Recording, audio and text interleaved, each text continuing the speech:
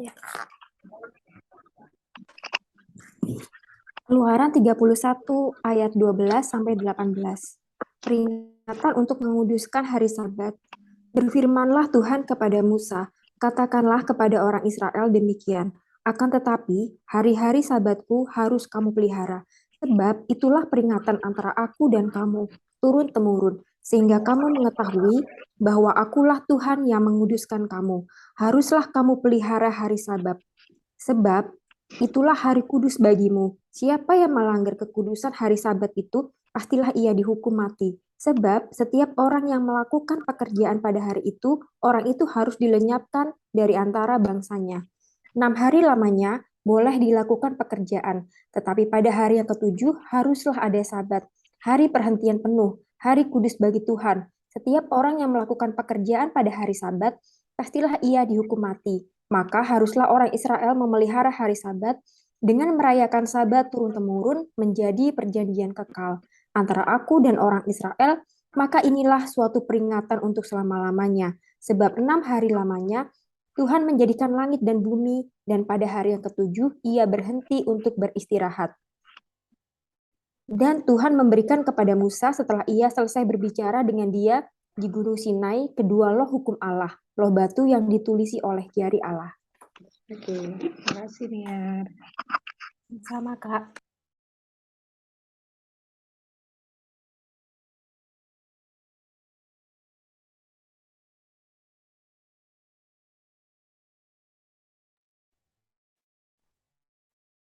Puji Tuhan, selamat malam.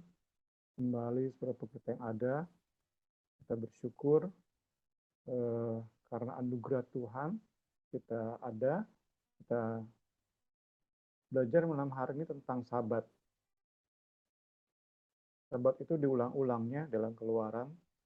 Jadi tentu ini merupakan bahasan yang penting bagi gereja, bagi umat perjanjian baru. Kita masuk ke bab 84 dari 100 bab di buku ini, buku referensi kita. Mengingat Sabat itu penting. Terbukti dalam kitab Keluaran 5 kali diulang pembahasan hukum Sabat. Tentu apa yang penting bagi Tuhan itu penting bagi umatnya, baik umat PL maupun umat PB. Ditegaskan di sini bahwa dalam lingkup karya keselamatan, Sabat itu merupakan inti, pusat, bagian dari pusat, bukan hal sekunder ya, bukan kulitnya dari rancangan keselamatan bagi umatnya. Itu sekali lagi menegaskan pentingnya pembahasan Sabat. 5 kali diulang dalam kitab Keluaran, namun dalam setiap pengulangan itu ada hal-hal baru. Jadi bukan hanya diulang secara hampa atau kosong, tetapi di dalamnya selalu ada makna-makna baru yang diberikan. Di Keluaran 31 ini ada 3 makna baru. Ada 3 makna baru. Kita lihat satu persatu ya. 3 makna baru yang diberikan Keluaran 31 terhadap Sabat. Pertama adalah Keluaran 31 memberi posisi baru. Ini dikaitkan dengan tabernakel tentunya ya. Karena berdempetan. Setelah penugasan para seniman untuk mendirikan tabernakel, keluar peraturan atau peringatan kembali tentang Sabat. Jadi betapa dekatnya Sabat dengan tabernakel. Tabernakel dulu, baru Sabat. Ya, jadi banyak teolog menyamakan itu dengan peristiwa penciptaannya, penciptaan dunia, khususnya Eden, dilanjutkan dengan Sabat kan, hari ketujuh Sabat. Dunia dan segala isinya, khususnya Eden dan manusia, dilanjutkan hari ketujuh dengan Sabat. Demikian pula kita baca Keluaran khususnya di pasal 31, setelah tabernakel diberikan penugasannya, datang Sabat. Jadi para teolog menyandingkan antara tabernakel itu dengan penciptaan, dengan Eden khususnya, karena sama-sama itu merupakan sanctuary-nya Tuhan, ya. Tempat kudusnya Tuhan. Tabernakel tempat kudus Tuhan, Eden pun tempat kudusnya Tuhan, di mana Tuhan turun dan berinteraksi dengan ciptaannya. Di Eden, demikian juga di tabernakel. Ini sekali lagi, betapa erat hubungan Sabat dengan tabernakel, demikian pula dengan Sabat dan Eden. Jadi sejak dari penciptaan, kita terus diajari, diingatkan tentang Sabat. Karena itu nggak mungkin Sabat itu sesuatu yang nggak penting. Kita mau belajar malam hari ini, lebih lagi diyakinkan bahwa Sabat itu penting bagi umat PB, bagi kekristenan, puji Tuhan. Ya, salah satu tafsiran di sini adalah mengapa Sabat diletakkan dalam posisi setelah tabernakel. Ini berkaitan dengan Bezaleel dan Holiab dan seluruh artis yang akan atau seniman yang akan bekerja nanti. Mereka tidak boleh mengabaikan Sabat. Jadi meskipun pelayanan mendirikan tabernakel itu penting, tentu berbeda ya. Kalau penciptaan 6 hari beres. Kalau tabernakel tentu diselang oleh Sabat, ya. Mungkin nanti ada yang bisa kasih data tafsiran berapa lama tabernakel selesai didirikan. Saya belum pernah baca sih selama ini, ya. Tentu dalam mendirikan tabernakel ada saat-saat mereka harus istirahat, yaitu pada hari Sabat. Mereka harus berhenti dari pekerjaan mereka. Ini menjadi peringatan bagi kita. Sepenting apapun pelayanan kita, semulia apapun pelayanan kita, dipandang orang mungkin kita merupakan pelayan yang paling penting, apa yang kita lakukan pelayanan yang paling mulia bagi orang lain, namun itu bukan menjadi excuse, dalih untuk mengabaikan Sabat. Jadi meski penting bagi pekerjaan Tuhan, pelayanan kita bukanlah segalanya.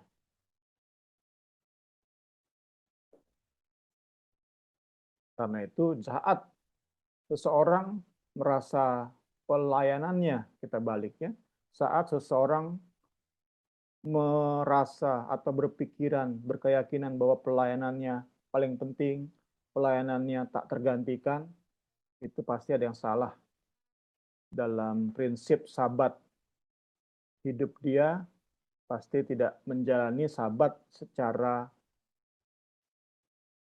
perjanjian baru, gitu ya, dalam konsep perjanjian baru, sistem perjanjian baru. Pasti ada yang salah dengan pemahaman dia terhadap Sabat. Bagaimana dia menjalani Sabat pasti salah. Sehingga dia bisa sampai kepada keyakinan bahwa pelayanannya itu paling penting dan tak tergantikan.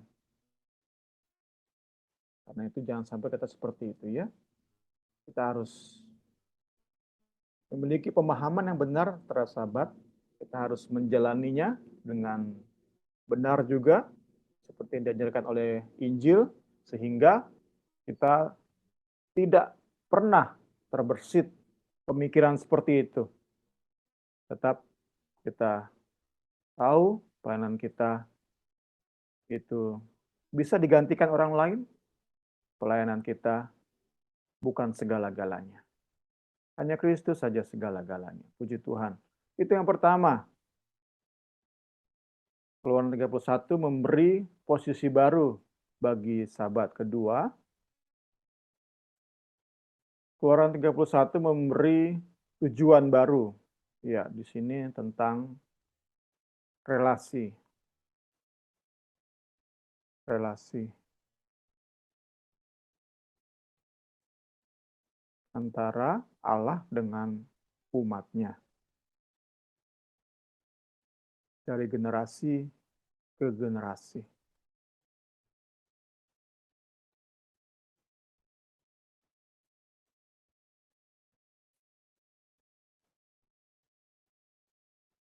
Sabat yang diperingati tiap-tiap minggu itu didesain oleh Allah Israel untuk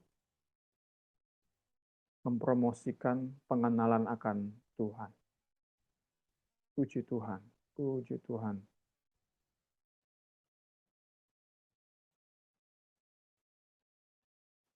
Nah, ini kembali dihubungkan nih ya antara tabernakel dengan Sabat.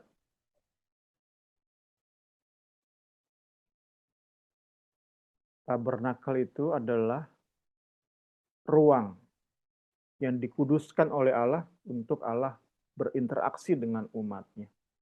Itu tabernakel, ruang kan? Space. Sedangkan kalau Sabat adalah waktu.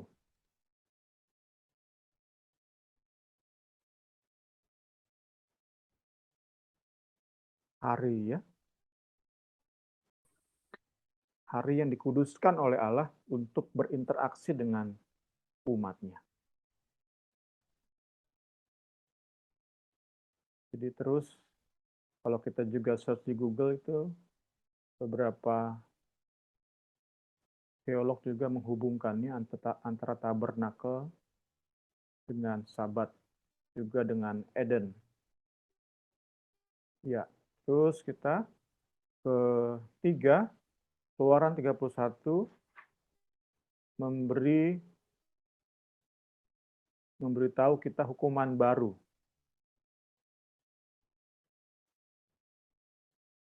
Saat melalaikan Sabat. New penalty ya. Tadi kan pertama new position, kedua new purpose atau tujuan yang baru, ketiga adalah new penalty atau hukuman yang baru.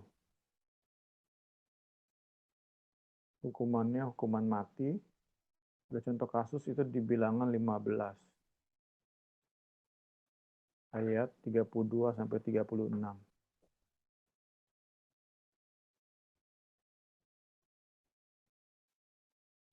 Di situ diceritakan bahwa ada seseorang mengumpulkan kayu api pada hari Sabat.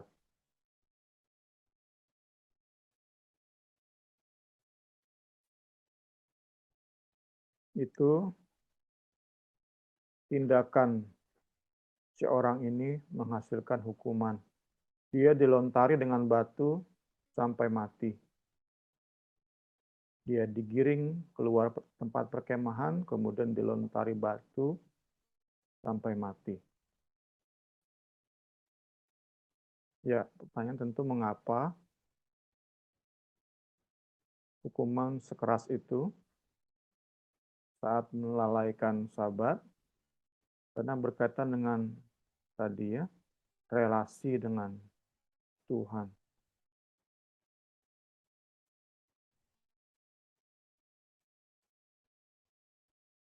Sabat berkaitan dengan relasi dengan Tuhan.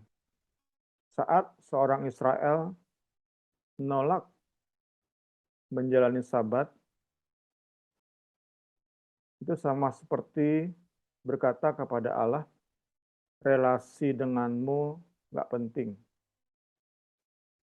Waktu saya terlalu berharga untuk dihabiskan menjalin hubungan denganmu.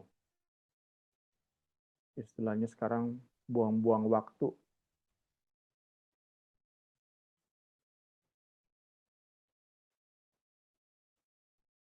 Berdoa tuh buang-buang waktu gitu kalau kata sekarang gampangnya ya.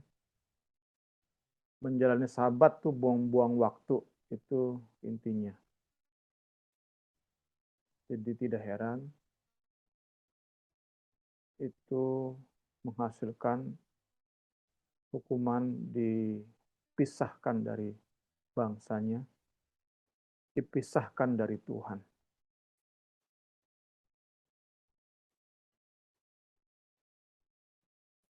Orang yang merasa penting relasi dengan Kristus, ya sudah sewajarnya untuk dia juga dipisahkan dari gereja, kurang lebih seperti itu kalau diaplikasikan, diterapkan ke zaman sekarang ya. Orang yang nggak merasa perlu menjalin relasi dengan Kristus, ya sudah sewajarnya. Pertama, tidak dilibatkan dalam pelayanan. Ya buat apa juga ya? Dia nggak merasa perlu untuk berhubungan akrab dengan Tuhan, yang ngapain juga dia coba-coba melayani Tuhan kan? Hal yang ironis kan? Dan itu penting terus kita diingatkan, para pelayan itu orang-orang yang tahu menghargai relasi dengan Tuhan, yang tahu pentingnya waktu-waktu bersekutu dengan Tuhan. Di Tuhan. Ya, masuk ke Sabat dalam Perjanjian Baru. Tadi kembali ke awal, Sabat itu penting, sentral, inti dalam sejarah keselamatan, karena itu juga pasti penting bagi gereja. Tidak bisa kita berdalih, kan udah digenapi dalam Kristus, sehingga kita bisa seenak-enaknya aja, sebebas-bebasnya menggunakan waktu kita. Nggak mungkin seperti itu. Kita harus ingat bahwa Sabat itu termasuk dalam 10 perintah Tuhan. 10 perintah Tuhan itu berkaitan dengan moral, bersifat kekal, dan menyatu dengan keberadaan Allah, dengan nature-nya Allah. 10 perintah Tuhan itu bersifat kekal ya. Dan termasuk di dalamnya adalah Sabat. Jadi nggak mungkin mentang-mentang sudah digenapi dalam Kristus, kemudian kita bisa seenaknya menggunakan waktu kita.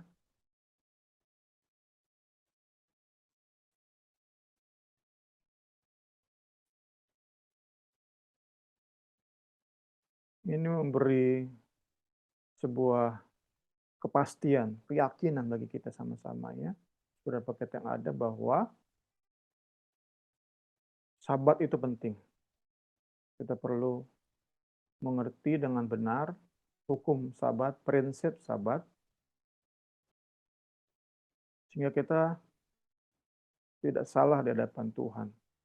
Karena kalau sampai salah kita, salah sikap terhadap Sabat, itu sama dengan tadi ya, menganggap relasi dengan Tuhan itu nggak penting. Itu bahaya benar bagi kita. Mengerikan. Kita harus menjalani Sabat. Namun, kita pun sudah belajar ya, jangan sampai kita menjalaninya dengan semangat legalisme. Karena Tuhan Yesus sendiri saat hadir ke dalam dunia, menjadi manusia, dia dengan keras menentang Sabat versi Farisi. Sabat yang dijalani dengan semangat legalisme. Tuhan Yesus menentang dengan keras. Karena itu, Kita wajib jalani Sabat, namun jangan sampai terjebak dalam semangat legalisme. Kita belajar dari buku ini bahwa Sabat itu mendatangkan berkat. Itu yang diajari oleh Tuhan Yesus sendiri dengan menegaskan bahwa dirinya adalah Tuhan atas Sabat.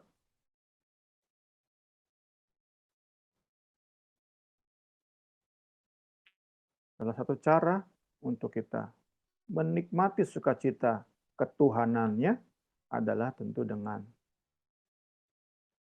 menjalani peringatan Sabat.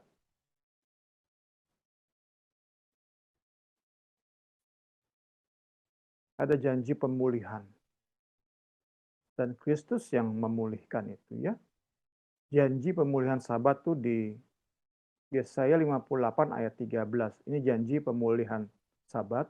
Dan Yesus Kristus datang ke dalam dunia untuk memulihkan, untuk menggenapi janji ini sehingga makna Sabat itu benar-benar dipulihkan. Puji Tuhan. Yesaya 58 ayat 13. Apabila engkau tidak menginjak-injak hukum Sabat, tidak melakukan urusanmu pada hari kudusku. Apabila engkau menyebut hari Sabat, hari kenikmatan, dan hari kudus Tuhan, hari yang mulia, yaitu ya. Penekanannya adalah hari kenikmatan itu ya, hari sukacita, hari damai. Itu yang Yesus pulihkan. Orang Farisi mengajari umat Israel saat itu, bangsa Israel, penduduk Yerusalem, diajari bahwa Sabat itu penuh dengan aturan-aturan yang justru membebani. Kristus datang untuk memulihkan hukum Sabat, prinsip Sabat, sehingga saat kita jalani Sabat, itu ada berkat-berkat spesial turun dari surga bagi umatnya yang kita terima di dalam nama Tuhan Yesus Kristus. Puji Tuhan. Buku ini mendaftarkan tiga ya, 3 berkat dari Sabat. Pertama adalah kesegaran rohani.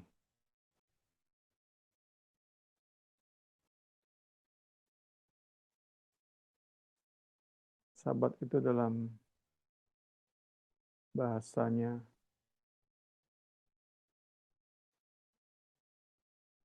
bahasa Inggris atau bahasa aslinya itu. Itu kita narik nafas panjang itu. Nah, itu rasa apalagi kita lagi di AC begini nih. Lega, adem ya. Itu gambaran Sabat ya. Dan itu yang bersifat rohani ya. Saat prinsip Sabat kita pahami, kita jalani dengan sikap hati yang benar, maka kita memperoleh kesegaran rohani.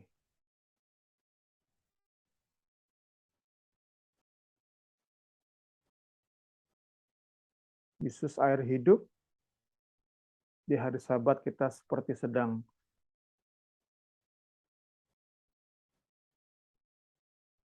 minum sepuasnya.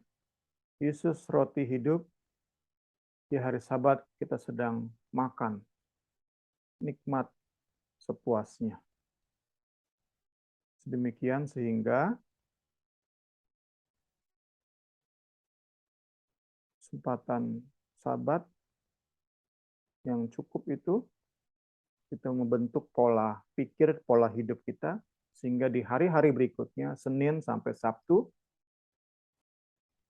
kita ingin kembali kepada puas dan nikmatnya kita menikmati Kristus di hari Sabat. Itu yang diajari oleh buku ini saya percaya memberkati kita semuanya, mengingatkan kita semua pentingnya kita menjalani Sabat dengan benar, puji Tuhan. Kedua, berkat menjalani Sabat dengan benar adalah istirahat fisik. Ya, kita diperhadapkan dengan manusia dengan segala kecanggihannya, ya, dengan segala iptek dan teknologinya, ilmu pengetahuan dan teknologinya. Yang unik adalah banyak diciptakan robot, bahkan sekarang artificial intelligence, ya. Robot makin pintar, bukan hanya secara mekanik, tetapi kecerdasan artifisialnya dia pun makin canggih, ya.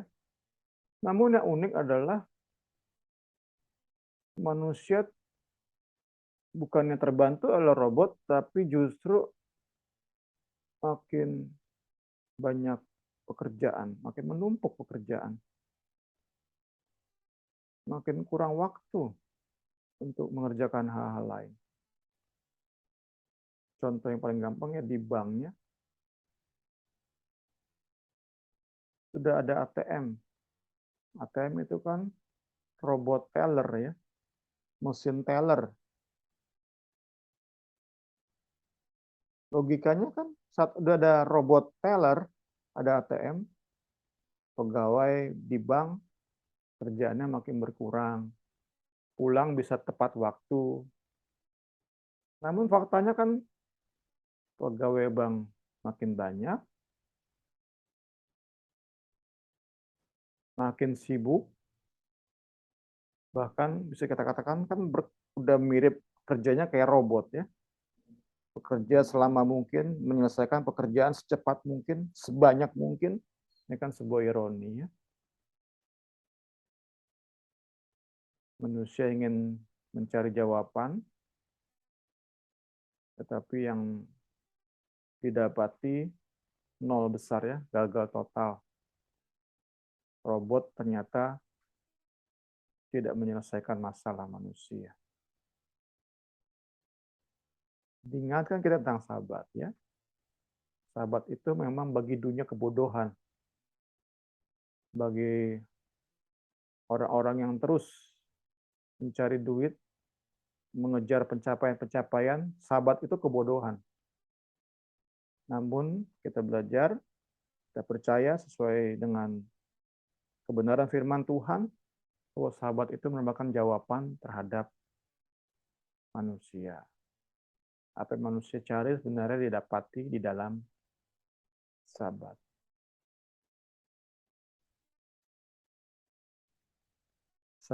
Sungguh jawaban bagi manusia hanya dapat ditemukan pada Allah yang menciptakan kita, ya. Manusia coba beri jawaban, iblis coba beri jawaban, pasti mengecewakan. Puji Tuhan, puji Tuhan.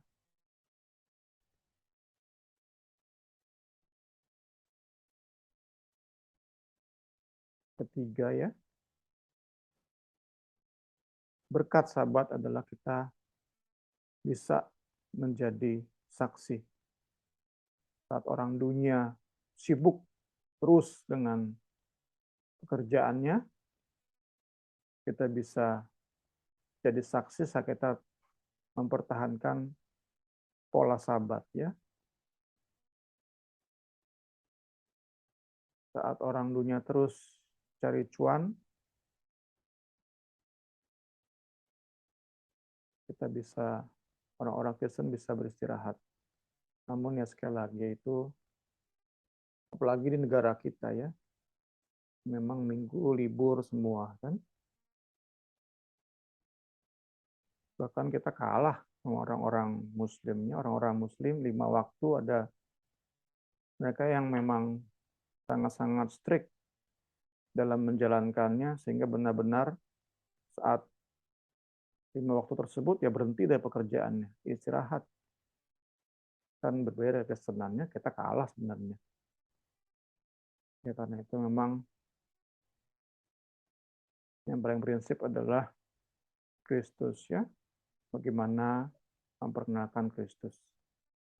Tapi buku ini memberi wawasan bagi kita bahwa saat kita tekun, taat jalan Sabat, kita juga bisa di dalamnya memberitakan perbedaan, memberikan perbedaan.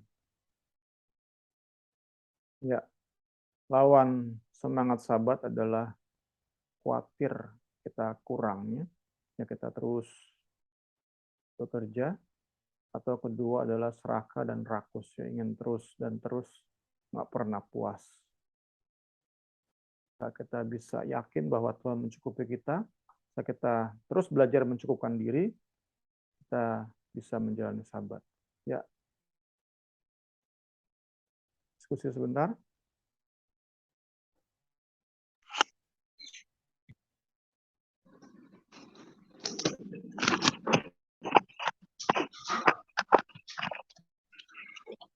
Oke, ada pertanyaan. Selamat malam, Bu. Atau ada yang mau atau ada pertanyaan atau mau menambahkan boleh kok, Bu atau Niar, Kak Septa, boleh tentang Sabat.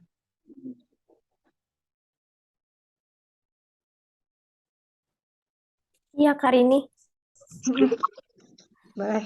Iya, puji Tuhan ya Kak ya, kayak kita udah udah kedua tuh lebih ya, dapat pelajaran tentang Sabat itu selama belajar kita keluaran, karena um, yang aku tahu kalau di Indonesia itu banyak orang yang ini nggak tahu ya benar atau enggak gitu, yang masih nggak ngerti gitu pentingnya hari Sabat gitu. Kalau bilang kamu harus mengkuduskan hari Sabat gitu, masih kadang dipikir, oh kamu aliran apa gitu loh, kok masih kayak gitu. Padahal ya ini ini bener banget apa sih ya, sangat memberkati yang dibilang Bung Semi itu.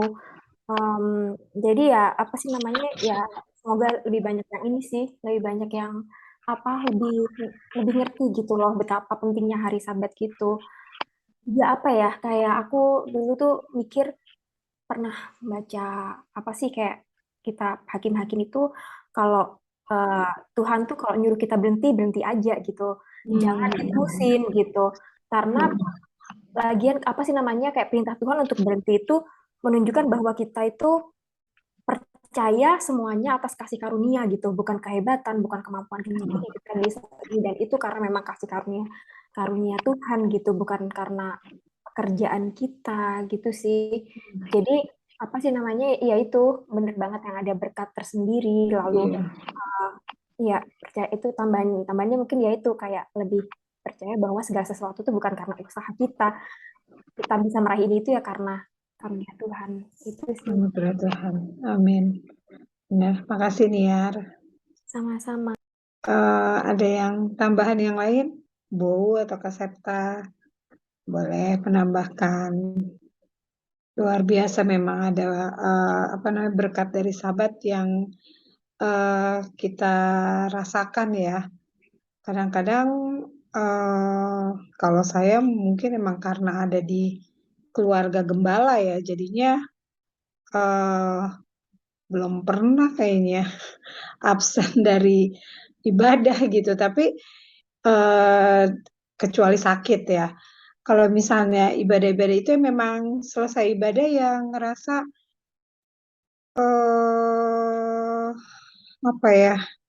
ngerasa selalu pulang tuh selalu mendapatkan berkat gitu loh.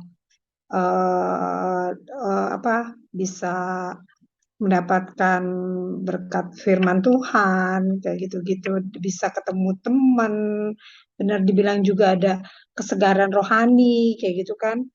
Ngerasa ya kalau untuk menjadi saksi memang harus belajar dulu sini. pelan-pelan ya kalau untuk menjadi saksi. Tapi kan menjadi saksi bukan harus apa ya, dari perkataan kali ya, harus begini menginjil, bukan dari itu juga. Tapi kita menjadi saksi bisa dari perbuatan, bisa dari macam-macam. Itu aja sih. Iya nih Kak Suci nggak gabung sama kita nih malam hari ini. Yang lain kalau tidak ada, kita lanjut ya. Kita akan baca Keluaran 32 ayat 1. Bo, nanti aku minta Bo yang baca ya. Biar dapat lagi giliran kita semua nih. Keluaran 32 ayat 1 sampai berapa sih? Oke. Eh, Keluaran 32 ayat 1 sampai 6, Bo. Keluaran 32 ayat 1 sampai 6. Kedengeran ya? Kedengeran banget.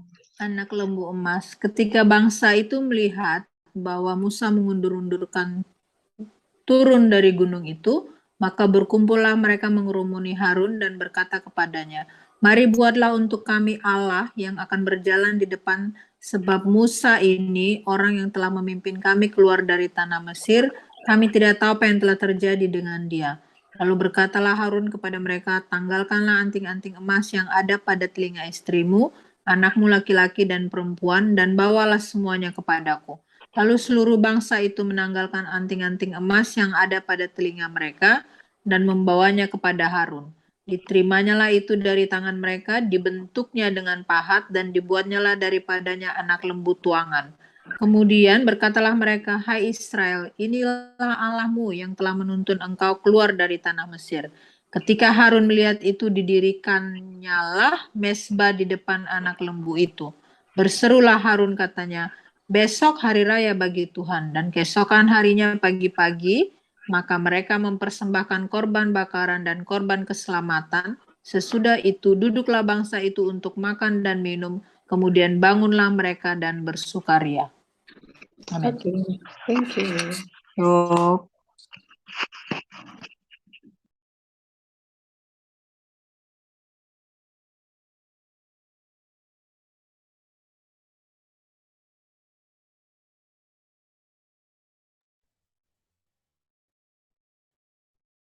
Oke, tadi tanggapi yang benar, sahabat pun dihubungkan dengan itu ya, pemberian mana itu kan. Nah, saat bangsa Israel diberikan mana, nah itu Tuhan Allah sudah atur pada hari ke-6 mereka dapat 2 bagian, sehingga bisa untuk hari ke-6 dan hari ke-7. Itu bukti pemeliharaan Tuhan. Bukti juga anugerah Tuhan tadi kan. Bangsa Israel nggak perlu mengut roti di hari ke-7, tapi cukup. Itu kan anugerah Tuhan. Nah, tapi tadi sekali lagi lawannya adalah serakah dan takut kekurangan. Kalau 2 itu kita bisa bereskan, terus belajar percaya pemeliharaan Tuhan, belajar mencukupkan diri terhadap anugerah Tuhan. Masing-masing kita berbeda ya, tapi belajar mencukupkan diri terhadap atas apa yang Tuhan berikan. Nah, itu saya percaya kita bisa jalani sabat, puji Tuhan. Masuk ke bab 85, diberikan judul, kau itu apa ya, sapi ya. Kalau dalam bahasa Indonesia, lembu emas. Kita bilang aja berarti lembu penajisan. Ya, tidak tahu kapan Musa turun dari atas gunung, itu membuat bangsa Israel nggak sabar.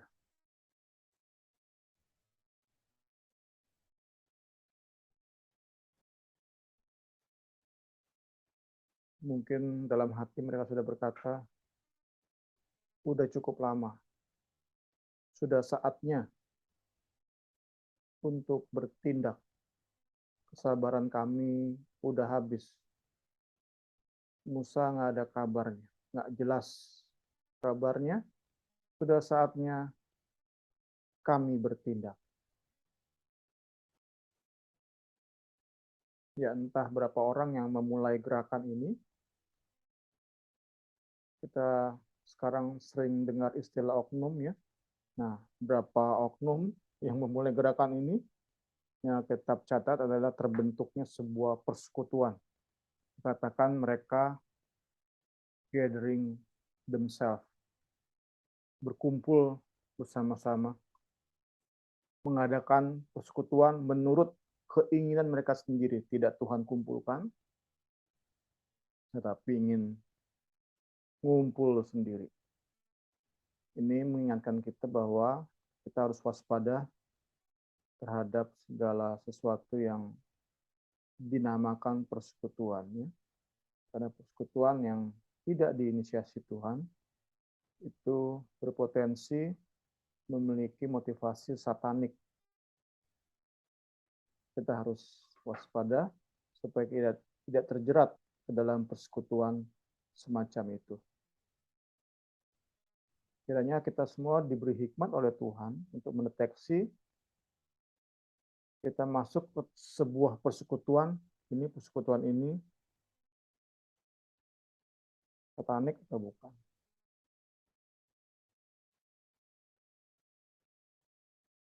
Tentu bukan hanya bicara tentang persekutuan di gereja ya, di kantor kita berteman, itu kan persekutuan-persekutuannya, di mana kita saling share, ngobrol, itu harus benar-benar tentu kita bisa kaitkan dengan pergaulannya.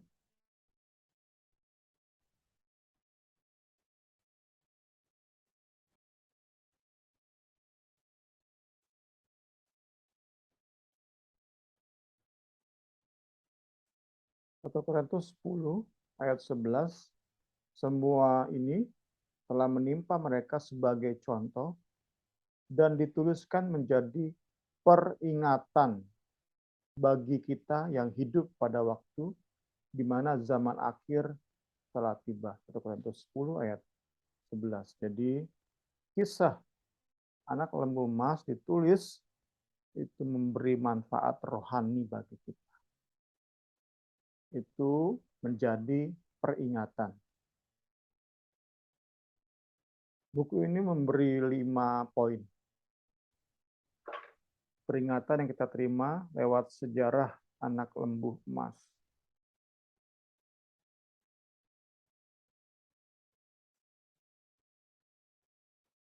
Ini yang pertama.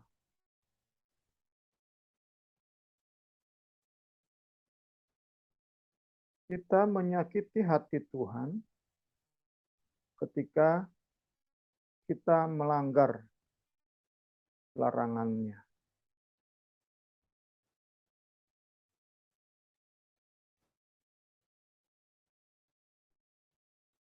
Kita berdosa ketika kita melakukan apa yang dilarang.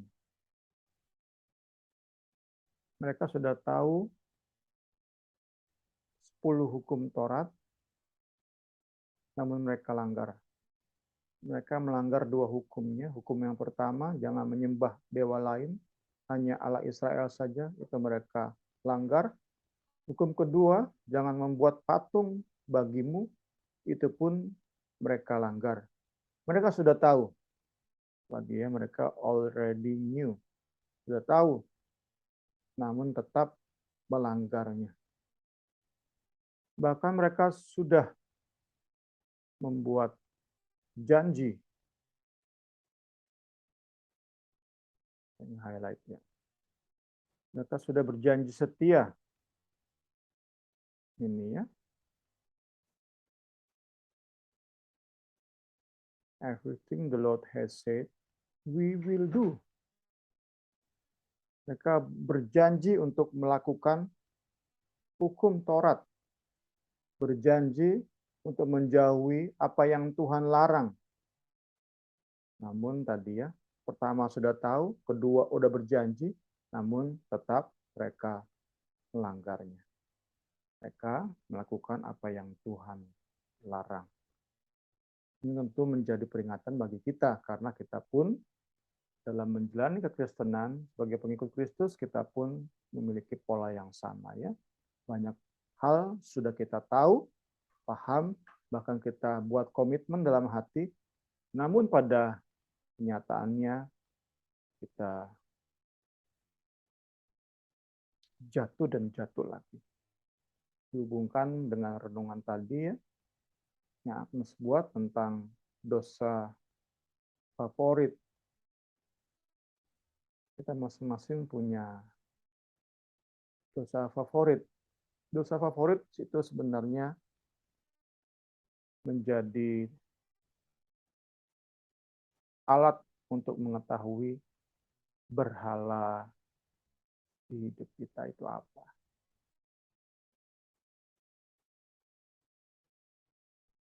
Sesuatu yang mampu membuat kita jatuh lagi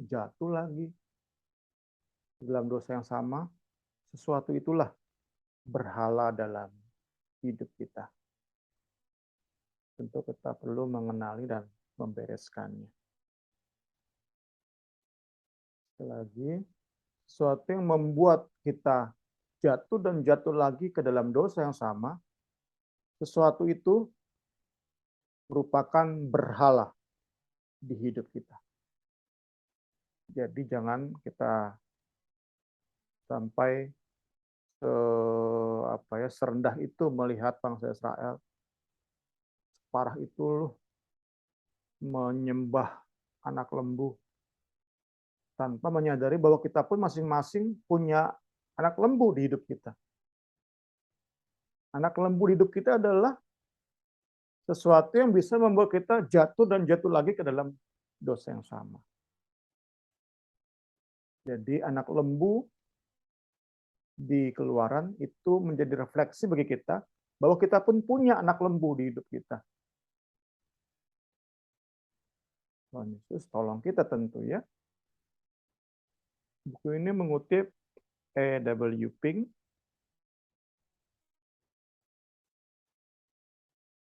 sebagai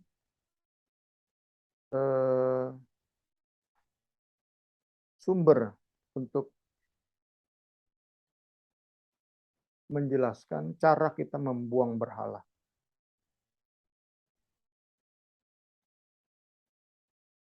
E.W. Pink menjelaskan bahwa kita semua membutuhkan objek untuk kita sembah. Ateis itu sebenarnya pada hakikatnya itu omong kosong ateis itu ya. Ateis yang tidak merasa menyembah apapun itu omong kosong ya. Orang-orang yang berkeyakinan saya tidak menyembah apapun kok. Yaitu pada prinsipnya mungkin mereka sedang menyembah diri sendiri ya. Tapi yang jelas manusia harus menyembah. Harus punya objek penyembahan. Karena itulah supaya kita tidak menyembah yang lain, kita perlu semakin hari semakin nagih, semakin bergairah terhadap Kristus.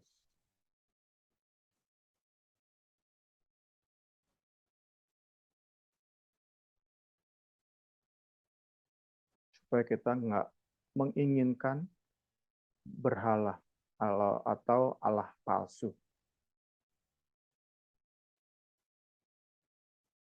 Ya, berbagi sedikit pengalaman pribadi sih, dosa favorit itu banyak kali tersimpan di gudang hati kita.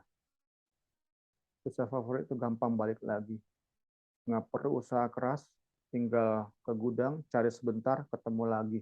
Nikmati lagi itu dosa.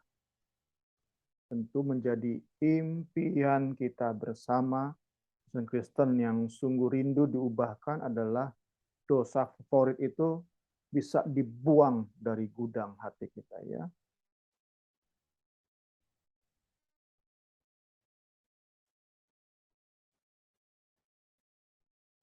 Puji Tuhan. Kedua,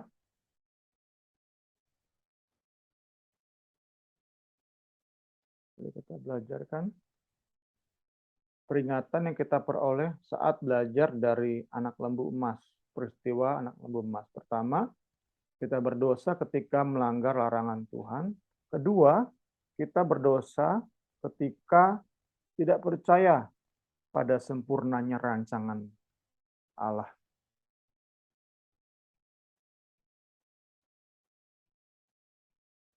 Seperti halnya bangsa Israel ini ya. Dikisahkan kan bahwa bangsa ini sepertinya rohaninya ingin segera punya sesembahan.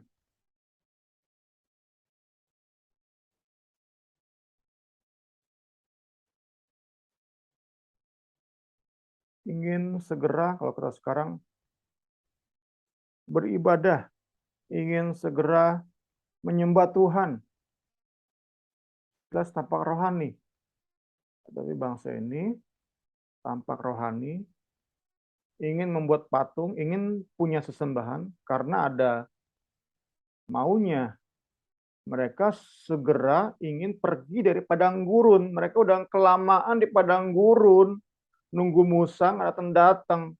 Tapi itulah mereka maksa Harun buat patung, sehingga patung inilah yang akan memimpin bangsa ini keluar dari padang gurun, segera masuk ke tanah perjanjian. Itu kan maksud mereka. Sehingga mendorong, mengutus, mengintimidasi Harun. Ayo segera buat Tuhan, kami ingin menyembah. Waduh, rohani banget. Nah, kalau kita bayangkan zaman sekarang ini orang-orang rohani banget deh.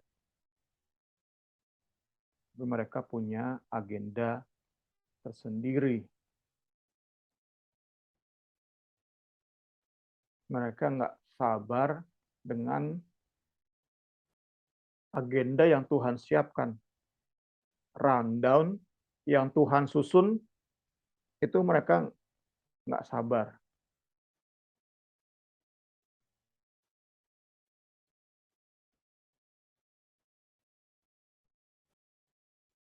Padahal seharusnya bangsa ini sabar ya, karena bangsa ini sudah mengalami kebaikan Tuhan begitu rupa. Bangsa ini memiliki segala alasan untuk percaya. Untuk tunggu waktu Tuhan. Tunggu cara Tuhan. Mereka memiliki every reason to believe. To wait patiently. Menunggu dengan sabar. Nyata ya. Karena itu yakin penuh bahwa rancangan Tuhan adalah yang terbaik. Itu merupakan langkah penting untuk tetap taat dalam situasi apapun. Puji Tuhan. Ketiga, peristiwa anak lembu emas menjadi peringatan kepada kita bahwa kita berdosa ketika kita memilih menggunakan cara-cara kita dan mengabaikan cara-cara Tuhan. Jalan-jalan Tuhan kita abaikan. Ini tentu merupakan penyelewengan, distorsi terhadap rancangan Tuhan.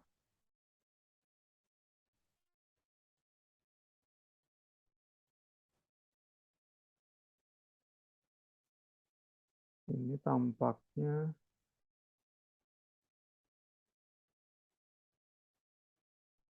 mungkin Access Pro ya. Tadi ini harus, nanti saya cari lagi deh. Tampaknya Access Pro yang mendaftarkan kontradiksi, perbedaan yang kontras antara tabernakel dengan anak lembu emas. Ada 8 kontradiksi antara tabernakel dengan anak lembu emas. Pertama, lewat anak lembu emas, bangsa Israel berusaha menyediakan, provide, apa yang Tuhan sudah sediakan. Belagu ini ya. Tuhan sudah sediakan tabernakel, cara untuk menyembah Tuhan hadir dan berinteraksi, umat menyembah, anugerah Tuhan makin melimpah bagi bangsa ini. Mereka nggak mau cara itu, mereka menyediakan cara mereka sendiri. Yang pertama. Hal kontras kedua adalah mereka yang berinisiatif, bukan Tuhan. Saya tak bosan-bosan khotbah saya dalam kitab BS, Tuhan dan Tuhan yang berinisiatif, bukan manusia. Manusia hanya merupakan orang-orang yang merespon, pribadi-pribadi yang merespon inisiatif Tuhan. Ketiga, dalam membangun tabernakel, pemberian bersifat sukarela dari hati yang sukarela. Sedangkan dalam membangun anak lembu emas, persembahan itu diwajibkan, dipaksakan.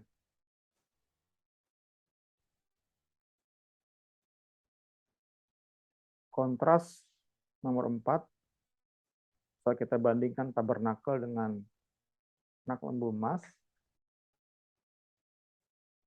tidak dilakukan dengan persiapan yang matang.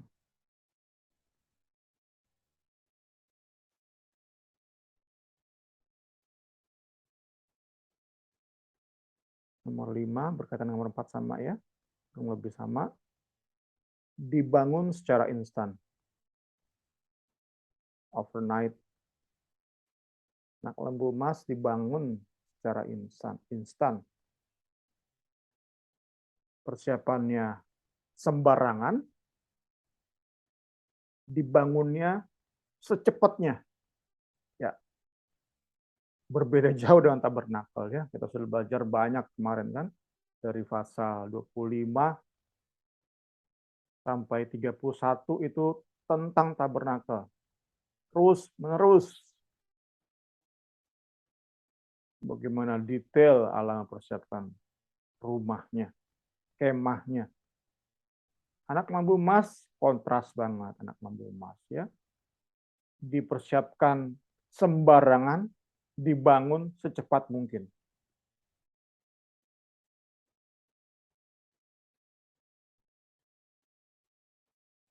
Nomor 6, dalam penyembahan terhadap anak lembu emas tidak ada kekudusannya, tidak ada penghormatan terhadap kekudusan. Jadi kita gampangnya semua orang bisa pegang-pegang itu lembu, itu patung. Dibandingkan dengan tabernakel, demikian terjaga kekudusan. Ada courtyard atau pelataran, ada ruang kudus, ada ruang maha kudus. Demikian terjaganya itu ruang maha kudus. Pusat tempat Allah turun. Hal ini tidak didapati di dalam anak lembu emas. Sembarang orang bisa pegang-pegang itu patung. Seenaknya aja, tanpa sama sekali rasa hormat. Itulah Allah yang dimodif, direkayasa oleh manusia. Nomor 7, Allah yang tidak terlihat, tidak tersentuh, menjadi sesembahan yang seenaknya bisa dipegang-pegangnya.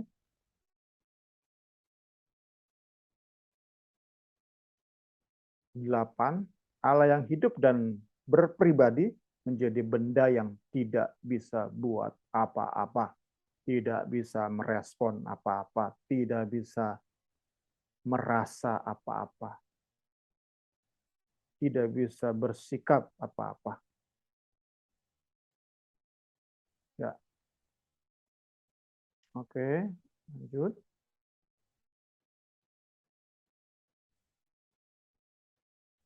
Masih tentang distorsi tadi kan, dosa itu ketika kita memilih menggunakan cara-cara kita mengabaikan cara-cara Tuhan. Distorsi penyelewengan selanjutnya juga terjadi terhadap apa yang Tuhan anugerahkan.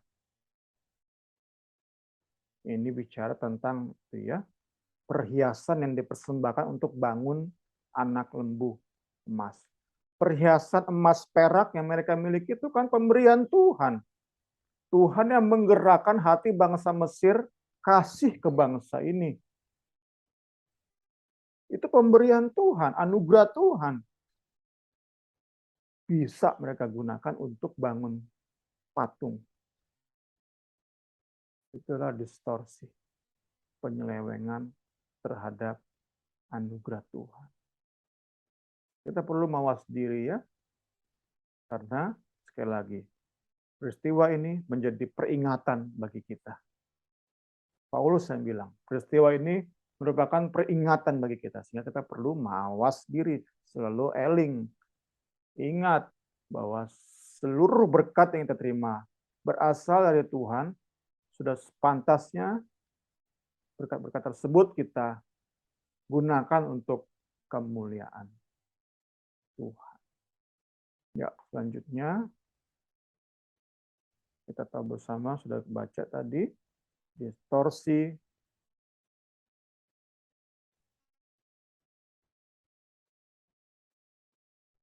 memaksakan cara-cara sendiri, menyalahgunakan anugerah Tuhan, pemberian ilahi, itu menghasilkan kemerosotannya. Kemerosotan.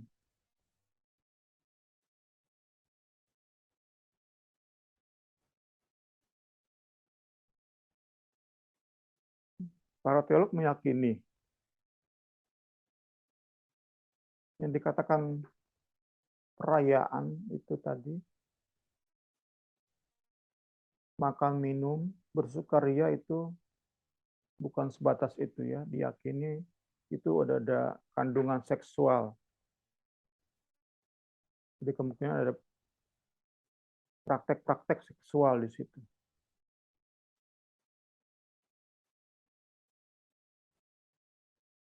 Jadi peringatan bagi kita sama-sama malam hari ini diawali dengan mental sikap hati semau gue. Tadi kan, jalan-jalannya Tuhan itu diabaikan. Nah ini kan, doing things our way, semau gue. Diawali dengan semau gue, Roh Kudus awal-awal masih ingatkan, tegur kita lewat nurani, buat kita gelisah. Namun saat nurani didiamkan, diabaikan, maka akan terus namanya terjadi degradasi moral di hidup kita. Itu dijelaskan oleh Paulus di Roma 1, 24-25 ya. Allah menyerahkan mereka kepada keinginan hati mereka akan kecemaran, sehingga mereka saling mencemarkan tubuh mereka. Ya awali mental semau gue, nurani diabaikan, Roh Kudus dianggap sepi, maka degradasi moral akan terus terjadi. Keempat, peringatan yang kita peroleh lewat peristiwa lembu emas,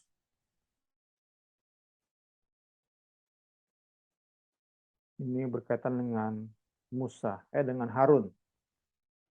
Kita berdosa ketika kita mengedepankan popularitas daripada kebenaran, di mana suara orang banyak menjadi lebih tepat dibandingkan suara Tuhan, di mana kehendak pendapat mayoritas menjadi lebih benar bagi kita daripada kehendak Tuhan. Tentu berkaitan dengan Harun tadi ya, dosa ini dilakukan oleh Harun selaku orang nomor 2 saat itu. Seharusnya ia sedapat mungkin memastikan bahwa seluruh umat tetap dalam kontrol kebenaran ilahi. Namun ternyata ia tidak cukup berani untuk melawan desakan umat. Padahal Musa itu tahu lebih banyak dan tentu Musa punya pengalaman lebih dalam dengan Allah Israel. Namun itu bukan modal yang cukup bagi Harun untuk berani melawan suara orang banyak. Ya, ini menjadi peringatan bagi kita yang hidup di zaman yang melegalkan segala cara, ada namanya korupsi berjamaah, segala macam yang ditambahi kata berjemaah. Bagaimana kita bersikap? Kita mau belajar dari peristiwa ini, jangan sampai kita terus-menerus disetir oleh suara terbanyak. Tetapi biarlah terus hati pikiran kita dikontrol oleh kebenaran firman Tuhan. Kelima, yang terakhir,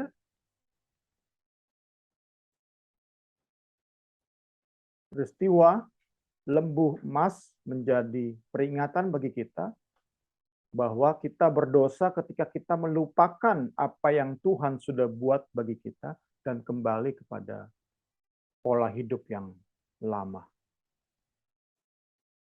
Ya, sudah kita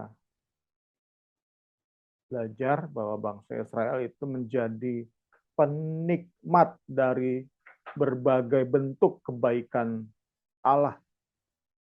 Mereka penikmat dari berbagai bentuk mujizat luar biasa yang Allah Israel buat. Namun mereka lupa. Mereka melupakan.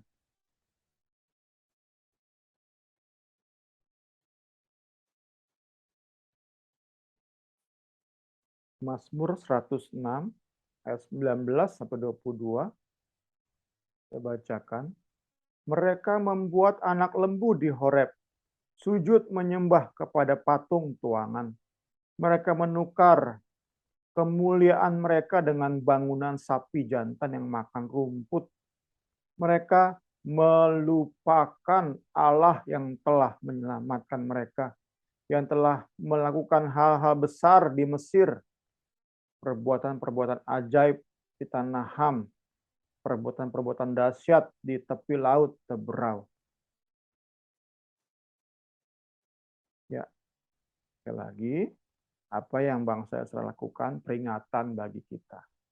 Kita pun terlalu mudah yang namanya lupa. Saat masalah datang, lupa semua. Jadi teringat khotbah kemarinnya, saat kami antar Jefta ke PDI Ranca Ekek, saat menghadapi masalah, dikatakan di khotbah tersebut adalah pertama, tenang. Karena kalau nggak tenang ya gimana mau ingat? Kacau semua. Tenang dulu.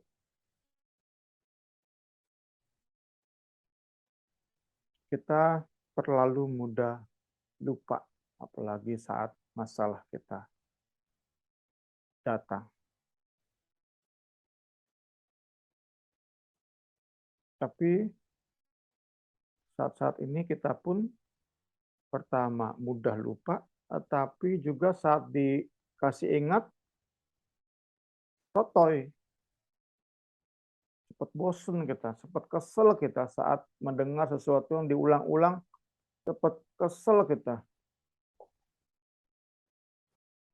Jadi klop ya. Pertama mudah lupa, terus saat diingetin marah. Klop dah rusaknya manusia itu ya. Kita butuh ya buku ini Gimana kita bisa selamat kok begitu? Rusak benar kita ini. Ampun rusaknya. Diwakili kan tadi ya, kita cepat banget lupa akan apa yang Tuhan sudah buat. Kita nggak mau marah saat diingatkan. Karena itu buku ini berkata, kita semua bukan hanya butuh hukum, tetapi juga butuh Injil ya. Puji Tuhan. Kembali dan kembali lagi dan diingatkan pentingnya Injil. Puji Tuhan. Kita butuh kabar baik di dalam nama Yesus Kristus orang Nazaret. Di mana dalam Injil kita tahu, diyakinkan, mengalami bahkan dosa kita ditanggungkan atas Kristus, kebenaran Kristus ditanggungkan atas kita. Substitusi ya. Dosa kita ditanggungkan atas Kristus, kebenaran Kristus ditanggungkan atas kita. Sehingga Allah di surga yang melihat dengan murkanya terhadap dosa kita, menghukum Kristus. Sedangkan kita yang berdosa, tapi ada diselimuti kebenaran Kristus, Allah Bapa reda murkanya. Haleluya. Itulah Injil kan? Itulah Injil. Puji Tuhan. Yesus juru selamat yang sempurna bagi kita. Dihubungkan dengan 5 tadi ya, 5 poin peringatan. Dia tanpa dosa. Ia taat.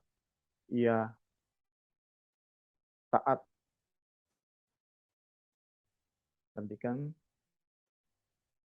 pertama, kita langgar hukum Tuhan.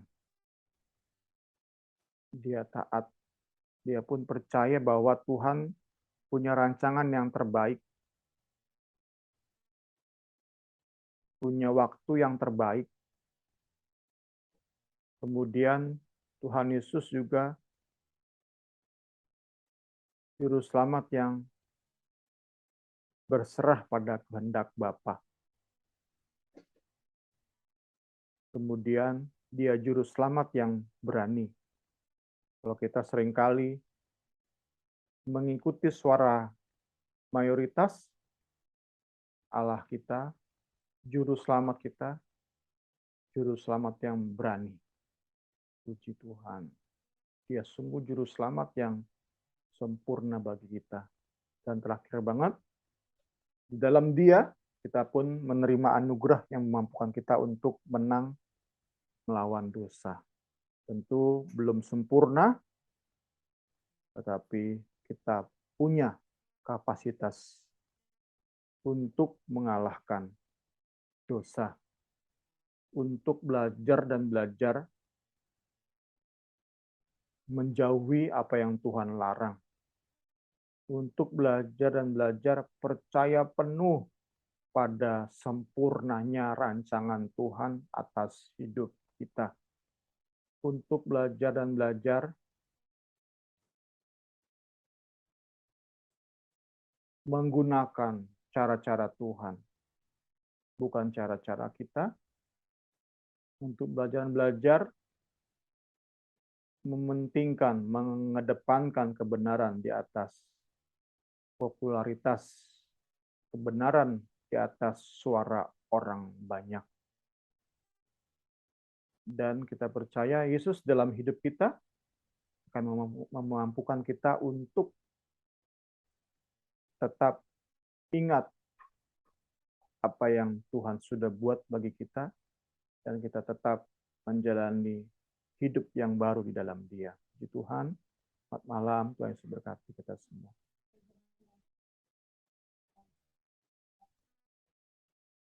Ya maaf, handphone kali ini mati. Nanti Niar, tolong tutup ya Niar. Iya, Bung.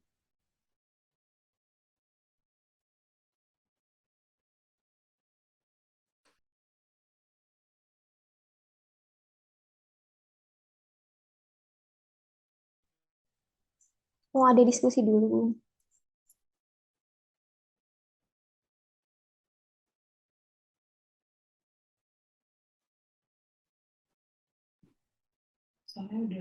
Oh, udah malam Niar, tutup aja Niar. Iya. Mari teman-teman kita berdoa. Sungguh kami berterima kasih ya Tuhan atas malam yang indah ini ya Tuhan Yesus. Terima kasih karena Tuhan Engkau tidak pernah jemu-jemu untuk memperingatkan kami ya Tuhan Yesus akan segala apa yang menjadi keinginan hatimu ya Tuhan Yesus. Terima kasih ya Tuhan Yesus atas firman-Mu yang terus mengoreksi kami, meneguhkan kami ya Tuhan Yesus. Ampunilah kami ya Tuhan jikalau mungkin kami selama ini memiliki banyak dosa-dosa favorit ya Tuhan Yesus, memiliki banyak hal ya Tuhan Yesus yang tidak menyenangkan hati-Mu ya Tuhan Yesus Kristus, baik mungkin kami sadar atau tidak sadar ya Tuhan. Ya Tuhan ampunilah kami ya Tuhan Yesus, jamalah hati kami ya Tuhan Yesus, perbaruilah hidup kami dari hari ke hari ya Tuhan Yesus. Kami membutuhkan Roh-Mu ya Tuhan agar kami berubah, kami membutuhkan anggur yang baru ya Tuhan setiap saat ya Tuhan Yesus, agar kami bisa terus hidup menyenangkan hati-Mu ya Tuhan Yesus. Berterima kasih ya Tuhan Yesus untuk Bung Semi yang telah Engkau pakai luar biasa ya Tuhan Yesus. Terima kasih ya Tuhan sudah memperlengkapi Bung Semi akan segala sesuatu yang ia butuhkan untuk mengajarkan kami ya Tuhan Yesus. Kiranya segala hikmat ya Tuhan Yesus, segala apa yang Engkau inginkan sampaikan kepada kami, Tuhan terus tuangkan ya Tuhan Yesus kepada Bung Semi ya Tuhan Yesus.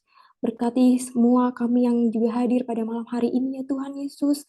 Satu persatu ya Tuhan Yesus, dari kami yang mungkin butuh firman-Mu ya Tuhan Yesus Kristus setiap hari ya Tuhan, tapi kami tidak tahu dengan cara apa ya Tuhan Yesus kami belajar, atau mungkin kami sering kedistrak ya Tuhan dengan kesibukan-kesibukan kami. Tuhan yang tolong ya Tuhan Yesus, semakin hari kami semakin menginginkan dan membutuhkan untuk belajar firman-Mu lebih hari lagi ya Tuhan Yesus. Tuhan juga berkati teman-teman kami ya Tuhan Yesus yang mungkin sekarang belum bisa hadir ya Tuhan. Kiranya keinginan untuk belajar firman-Mu ya Tuhan lebih dalam lagi ya Tuhan Yesus. Lebih hari lagi ya Tuhan menjadi bagian dari kami semua ya Tuhan. Terima kasih ya Tuhan Yesus. Kiranya Tuhan kembalikan kami kembali pada kesempatan mendatang ya Tuhan. Dengan hati yang penuh limpah syukur, dengan hati yang siap Engkau masuki, urapi lagi dengan firman-Mu lebih lagi. Terima kasih ya Tuhan, kami serahkan sisa waktu kami ke depan ke dalam tangan-Mu ya Tuhan, di dalam nama Tuhan Yesus Kristus, haleluya, amin.